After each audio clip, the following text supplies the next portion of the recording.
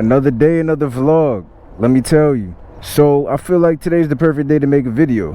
And why is that? Because if you can see right there, I don't know if the camera's getting it, I'm at 1,000 miles. I have not been recording as much as I should, haven't really been making any content. But as of lately, it's been raining like every day. Today's probably like the nicest day we had in a good like 2 weeks. I'm not gonna act like I haven't been out riding every day when it's not raining. I just haven't been recording. So I feel like today be a perfect day to record. So this is gonna be my 1,000-mile review. I'm gonna give 3 pros about the bike, and I'm gonna give 3 cons about the bike. There might be pros that you probably already heard in other videos before. It might be cons you probably heard in other videos before. I'm not going based off of anything I've seen anybody else say. Everything I say in this video pertaining to the pros and the cons is gonna be from personal experience, not from what anybody else has said. So on that note, I'm gonna do a short cruise today. I figured I'll do like, you know, a long cruise, long review, give like in detail to everything I'm gonna say. But it's almost 97 degrees out. We having a heat wave where I'm at right now, and it's honestly supposed to reach 102 degrees within like the next couple hours. And I'm gonna try and hurry up and get this video over and done with. I'm at 1,002 miles, meaning I put in enough time on this bike to where I could give an honest review about this bike. I'm gonna start it up so y'all can hear that exhaust.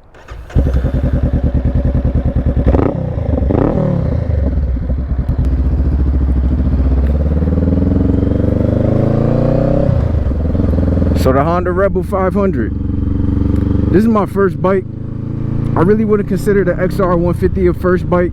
I did so much research on what I should get for like my first actual bike. I wouldn't consider the XR150 an actual bike. It was fun. It was fun while I had it. But this is gonna be my first bike, I'll officially say. Put in so much time, so much research, watching so many different people with the bike on YouTube, what they like about the bike, what they hate about the bike, you know, what they wish Honda could have did different with it. Figured I might as well do my own review too. So I'm gonna start with 3 pros to the bike. Once I'm done with those 3 pros, then I'll list my 3 cons. And then after that, I'll let you know if I actually think that you should consider getting this bike or if you should consider getting something else. There's really not anything else in the range of this bikes as to like competitor wise, other than I believe the Kawasaki Eliminator. And then if you really want to take it there, you could say the Kawasaki Vulcan S, which is a 650. So for my pros for this bike, 1, it's a fun bike. It's a very fun bike. I take this bike everywhere I can, every chance I can.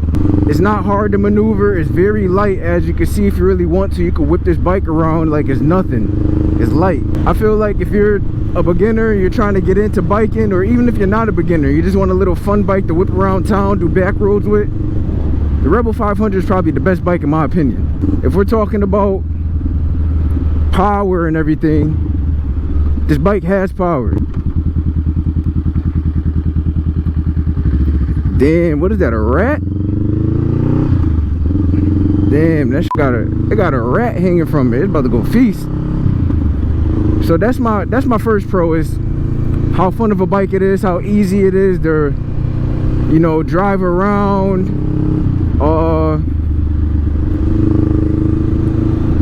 I feel like for pro number two, I'm gonna go with the price of the bike. It's a very good price for an entry-level bike. A lot of bikes, they're pushing 7 grand, 8 grand. I was able to get a good deal on this bike since Honda released the 2025s and they did some different stuff to it. So I believe before the 2025s dropped, this bike was $6,400. I believe it still is $6,400, depending on where you get it from. I feel like that's what it says on the Honda website. I was able to get a good deal at my dealership, and I was able to get this bike for $5,300.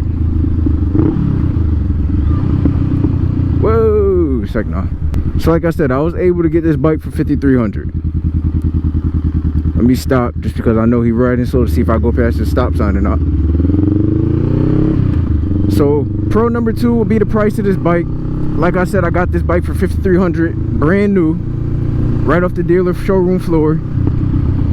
So I feel like for anybody who's looking for a bike, they don't want a sports bike, they want a cruiser bike, but don't want to go and spend Harley prices, they don't want to go spend Indian prices. I feel like if you're looking for that sport cruiser type of look, you really only have one of three choices, which is either the Rebel 500, the Eliminator from Kawasaki, or the Kawasaki Vulcan S. This bike is perfect for anybody trying to get into biking and want the cruiser. Just save up, do what you got to do. Me personally, I say save up the entire year. Once bike season comes around the next following year, you'll have enough time to save up more money than what you need, and you can get whatever bike you want.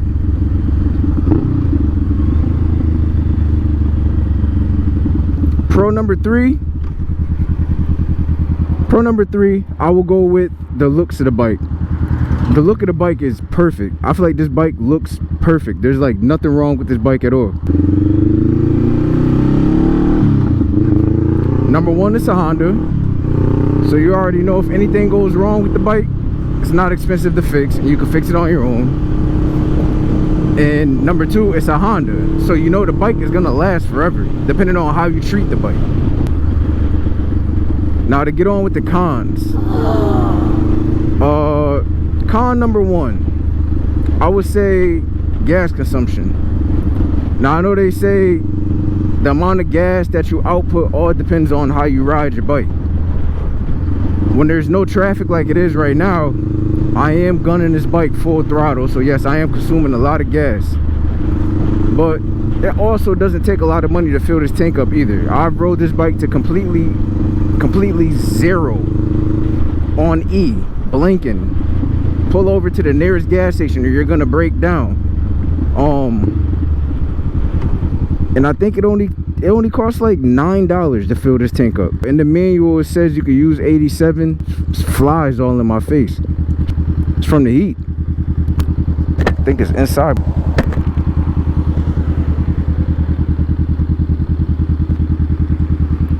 But yes, I use 89. I use 89 in my car. I know a lot of people who put 93 in their bikes, but I feel like 89 is good enough and it's not that expensive. So I just use 89. I feel like it'll do better for the engine. Con number two, it has to pertain with driving on the highway.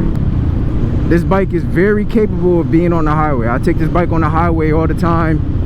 Very capable, has enough power, enough speed to get you where you need to be.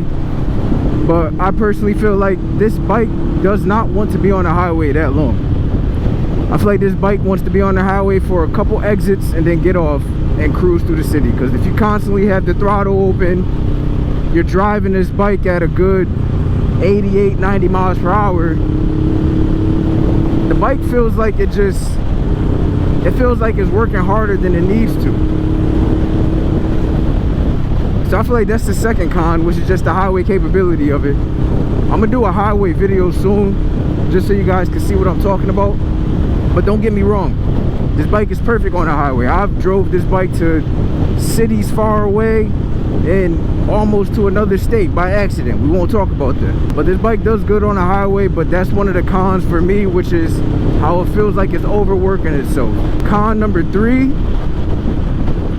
I would say for con number three, I'm gonna go with this bike needing a windshield.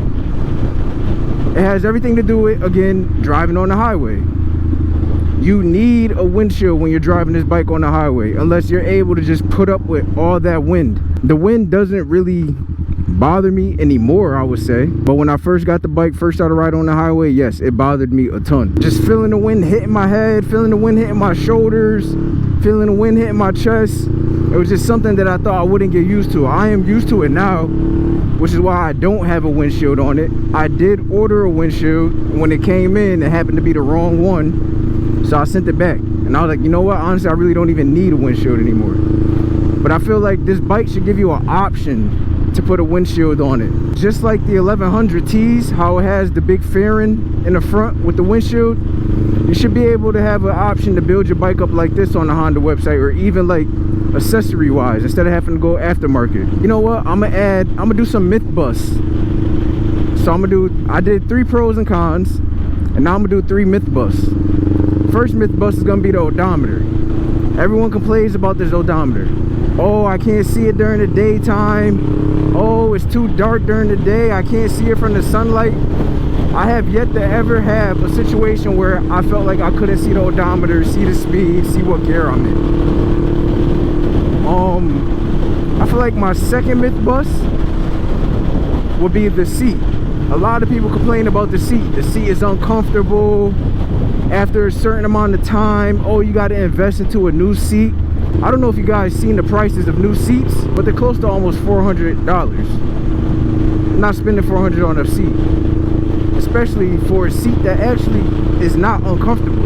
This seat is actually comfortable, and I've been on this bike for up to 3 hours at one ride, and my ass was not hurting the way everybody says there was.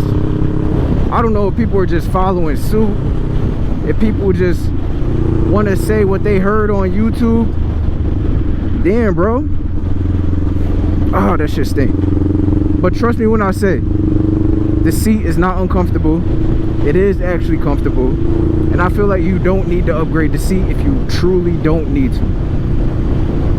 Let me see, the third bust. I don't really have a third bust, but I do have a fourth con, which I just thought of last minute, and that pertains to the stock exhaust. Now, I don't even know what the stock exhaust sounds like, other than when I drove it up and down my street when I first got the bike, a good 5 minutes. But I ordered my Vance & Hines exhaust before I even got the bike. So the exhaust was sitting there waiting for me as I was going to pick up the bike. The stock exhaust was very quiet. People say it sounds like a sewing machine. It doesn't sound like a sewing machine. It has sound to it. It has, oh, is that another Honda Rebel? Damn, that's another Honda Rebel, bro. But yeah, I went and put the Vance & Hines exhaust on it, and now the bike, I feel like this is how the bike should come stock. This is how it should sound stock. Nice, deep, loud. You can put a silencer in it if you want it to be, you know, more quiet, but who wants a bike more quiet? But on that note, like I said, this is going to be a short video. I just needed something to post on the channel for you guys because it's been a while. I feel like I could do a more in-depth 1,000-mile review once it's less hot and not 100 degrees outside. So that'll probably be coming soon. So if you did tune into this video, thank you for tuning in. Let me know in the comments if there's anything different I need to do. If you have any questions, any things I could talk about, let me know.